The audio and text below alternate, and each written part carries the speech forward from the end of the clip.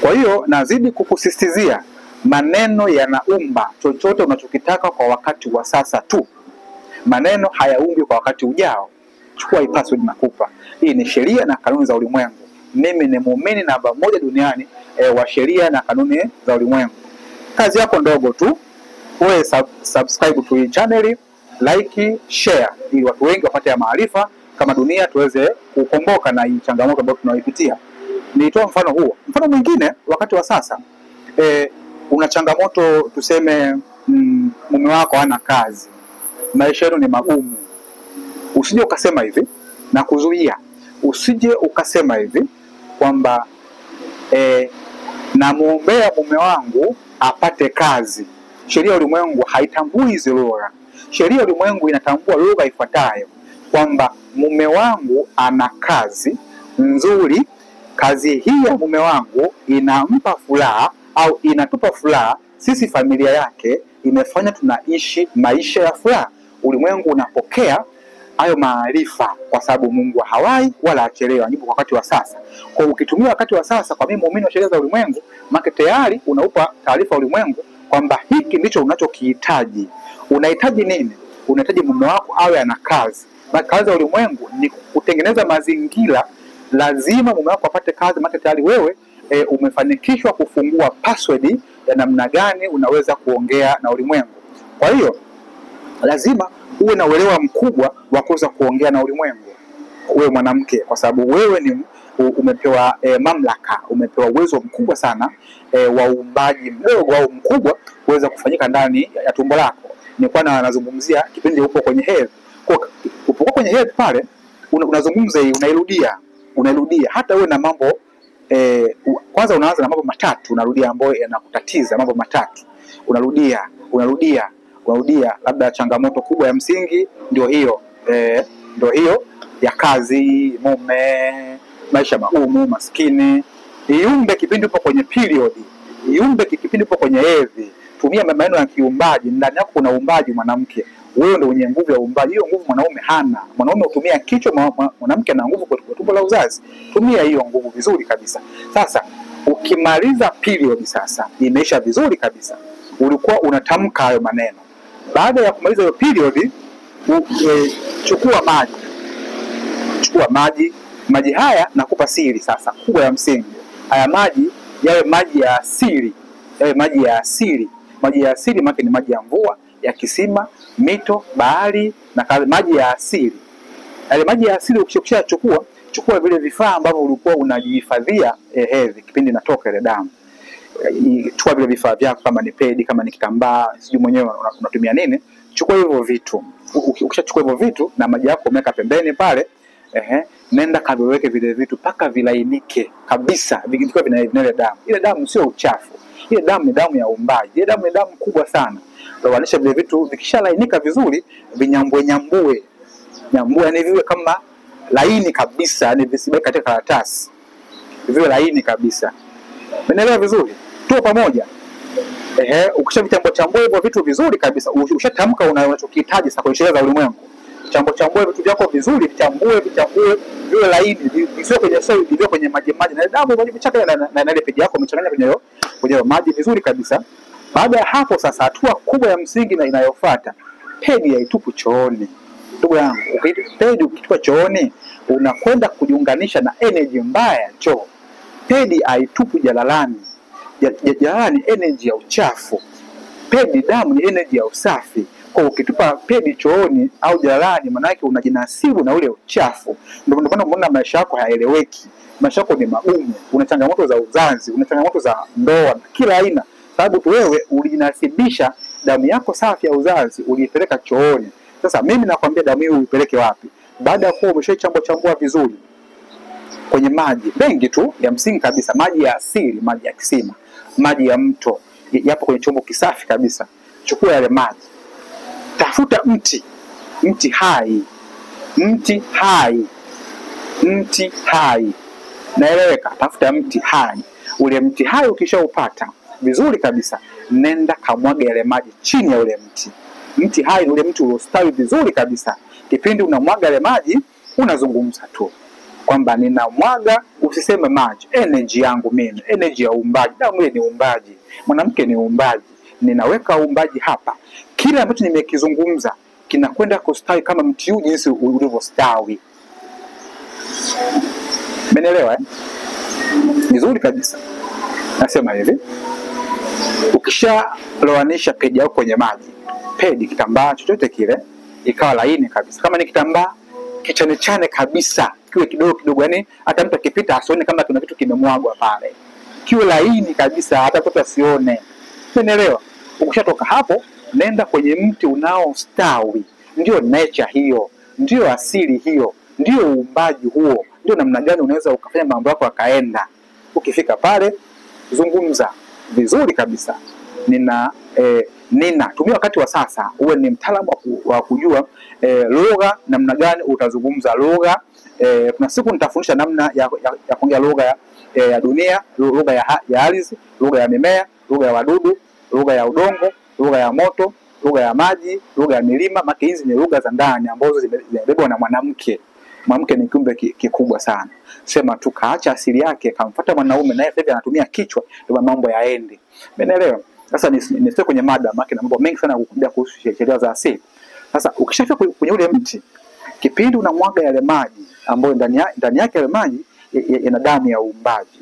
Ndani yake yale maji yana damu kubwa, damu yenye thamani, damu ya asili, damu iliyobeba siri za dunia, damu ambayo imetujaza watu wote duniani unaotuona, damu ambayo inashukiwa na energy ya roho inawekwa kwenye tumbo la mwanamke. Umeelewa? Kipindi unamwaga ile damu yako safi ya hedhi pale kwenye mti, unazungumza kwamba ninaweka maji haya ambayo ndani yake kuna damu kubwa yenye nguvu kubwa ya uumbaji. Kama namna mti huu ulivyostawi, ndivyo ambavyo mambo yote ambayo ninayahitaji au mambo yote ambayo ninayahitaji sasa hivi lazima yatokee. Nakwambia ukweli, utaona maajabu makubwa sana kweli, kwa sababu damu ya hedhi urudishwa kwenye asili yake. Asili ya damu ya hedhi ni mama ardhi.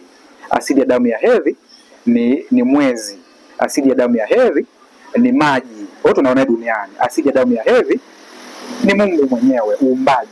Kwa hiyo ukienda kumwaga kwenye mtu na ustawi, maana yake una ile damu ya hedhi umeiheshimu.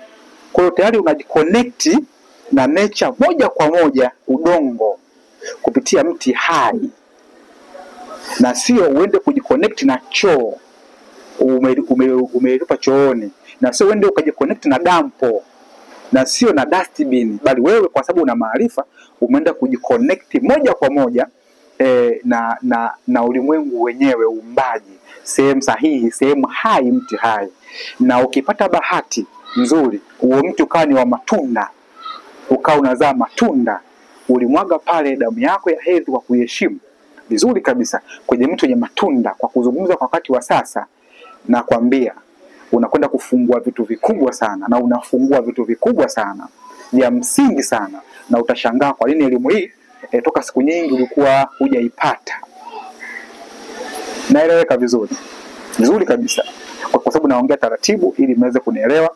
Na kama umenistukia ninarudia sana maneno, lengo la msingi niweze kueleweka na wewe vizuri. Maana nimeona watu wengi sana wanateseka wakati ndani yao wana nguvu kubwa sana za msingi sana. Kingine cha msingi, kipindi upo kwenye period sasa, narudi nyuma, kipindi upo kwenye period unatamka ile mambo yako, hakikisha hakuna mwanaume yoyote anayepaswa kukuona sehemu zako za siri. Wanawake wengi wameishiwa nguvu kwa sababu wanaonwa sana sehemu zao za siri. Nguvu ya mwanamke ni nguvu kubwa sana. Macho yakiona, macho yana energy kubwa sana. Sehemu za siri za mwanamke, yani sehemu yako ya siri ya mwanamke, hakikisha macho yasione. Energy ya macho, nitakupa siku moja elimu, jicho la kulia na la kushoto kwa kiasili manake nini. Umeelewa eh? Kwa energy ya macho kubwa ya msingi nitakwambia hiyo leo tu, nakupa series. Kwa kipindi kwa period, hakikisha sehemu zako za siri hazionwi na macho ya binadamu yoyote au ya kiumbe yoyote, kwa sababu macho hupunguza ubora na ukubwa wa uumbaji wako kwenye sehemu zako za siri. Na hii kuna siku nitakwambia kwa nini mwanamke hapaswi kuonwa sehemu zake za siri. Umeelewa bana? Kwa kipindi kwenye hizo period unajitunza hivyo vizuri kabisa, unajitunza, hakuna mtu anayeona sehemu zako za siri. Vile vitu unavyovitumia, iwe vitambaa, iwe peni, hakikisha havionwi na mtu yoyote. Ndio yale maisha yako. Tunza ubora wako, tunza nguvu yako ambayo ipo ndani ya tumbo la uzazi. Umeelewa? Usije ukao unafanya mambo kwa mazoea. Mazoea ndio yanawaponza wanawake wengi. Leo hii maisha ni magumu sana. Nimeamua kwa peni si. Ukizingatia hili utakomboka na kila aina ya dhoruba. Wewe mwanamke ndio dunia. Nasema tena, wewe mwanamke ndio dunia. Hii naomba uichukue. Wewe mwanamke ndiye kila kitu kwenye ulimwengu. Sisi wanaume, sisi ni energy ya juu, ni energy ya jua, energy ya jua. Elimu kubwa nitaanza kuitoa siku nyingine. Ila leo nipo kwenye content moja tu kwanza ya kuwapa faida kubwa sana ya msingi. Nafikiri nimeeleza masharti ya kuzingatia, namna gani inabidi uzingatie siku zile kipindi unakwenda. Na uwe ndio utaratibu wako wa kuzungumza. Sasa kwa sababu mambo ni mengi ya kuzungumza, vitu ni vingi vya kuzungumza, kuna mambo ambayo lazima uanze kuishi kama mwanamke, ambayo nguvu yako kubwa ya msingi ambayo nimeshaielezea. Sasa baada ya kuwa ushazingatia hayo mambo, kwamba tayari upo kwenye period, umeficha, hakuna mtu anayekuona kwenye hizo sehemu zako za siri, uke wako usiruhusu mtu auone mwanamke. Baada ya wanaume kuanza kuona sehemu zenu za siri, nguvu zenu zote zimepungua, kwa sababu kuna siku nitakufundisha energy ya macho ya kiume ikiona sehemu zako za siri nini kinaenda kutokea. Kuna siku nitakupa hii elimu kubwa sana ya msingi. Baada hii nafikiri hiyo sana itakayofuata. Yaani nini kinatokea pale mwanamke anapoona sehemu zake za siri? Energy gani inahama? Nini kinakwenda? Umeelewa? Nini kinakuwa? Kama tu unavyoona unapoenda kusajili line, yule anekusajilia line anaomba energy ambayo ni fingerprint. Unaacha energy pale. Ile energy yako inatumika kukuwekea taarifa zako vizuri kabisa. Maana tayari kumbe sisi tuna energy ambayo tunaziacha sehemu. Tukigusa, tukiona, tukinusa. Maana tayari hapo ulipo una line unatumia. Hiyo line umeipata baada ya kuacha energy yako kwenye fingerprint yako, ndio umeiacha pale. Kama tu ukienda kushika nyaya ya umeme, ukanaswa, mwingine akikushika naye ananasa, mwingine akikushika naye ananasa, kwa sababu tu energy ina tabia ya kufanyaje, ya kuhama.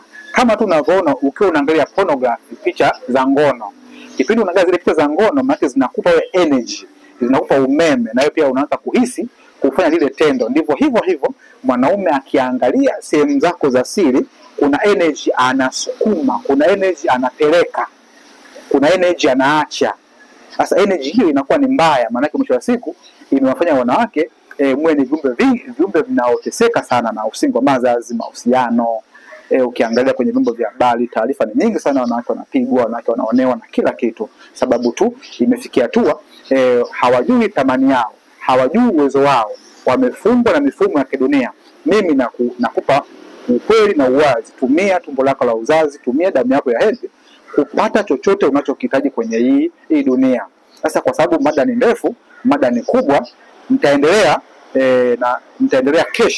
kesho nitaposti tena mada hii. Kesho nitaiposti tena kwa namna gani unaweza ukatumia tumbo la uzazi. Leo tu nimekupa moja, namna gani utunze hedhi, maji unatunza vipi. Kesho nitakupa mbinu nyingine nyingi. Umeelewa?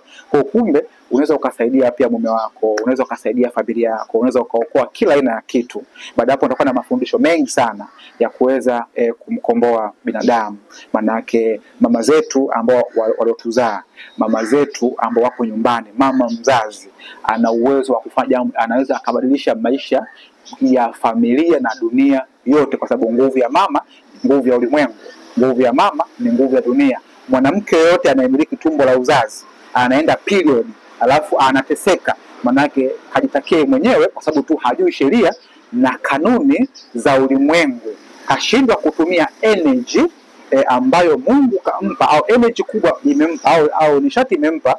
Maana nitaongea hivi ili tu unielewe, nitatumia lugha ambayo umeizoea. Maana ningekuwa napo nisingesema hii lugha hii.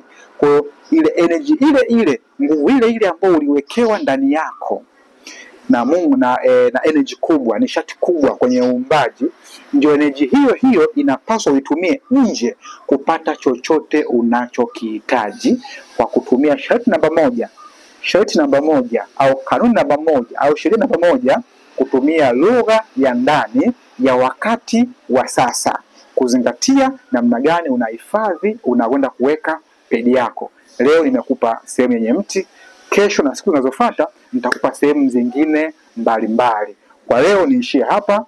Kazi kubwa ya msingi ni kushare hii linki, kulike hii linki.